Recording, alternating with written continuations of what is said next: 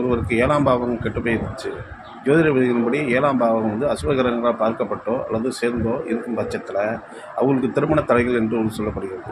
இது எந்த விதத்தில் சாத்தியம் என்று பார்த்தோமே ஆனால், குலதெய்வத்துடைய அனுக்கிரகம் இருக்கும் சூழ்நிலையில் ஏதாவது ஒரு கட்டத்தில் அவர்களுக்கு 7ஆம் பாவகம் ஒரு நல்லபடியாக செயல்பாட்டுக்கு வருவதற்கு வாய்ப்புகள் இருக்குது.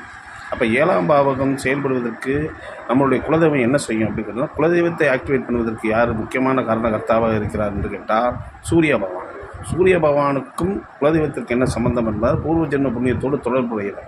ஆகவே பூர்வ ஜென்ம புண்ணியமும் செயல்பட வேண்டும் என்று சொன்னால் அதற்கு முக்கிய காரணமாக விளங்குவது எது என்று கேட்டால் நம்மளுடைய பித்திருக்கள். அப்போ முன்னோர்கள் வழிபாட்டை செய்யக்கூடிய யாராக இருந்தாலும் அவர்களுடைய பிள்ளைகளுக்கோ அல்ல அவருக்கோ ஏதாவது ஒரு சூழ்நிலையில் 7ஆம் பாவமோ அல்லது கல்யாண தடைகளை ஏற்பட்டால் நிச்சயமான முறையில் சூரிய வழிபாடோ அல்லது பித்திருக்கள் வழிபாடோ பித்திருக்களை நல்லபடியாக திருப்திப்படுத்துவது 7ஆம் பாவத்தினுடைய பாபத்தன்மையை போக்கி சுபத்தன்மையை பெருக்கி நல்லபடியாக திருமண யோகத்தை கொடுக்கும்.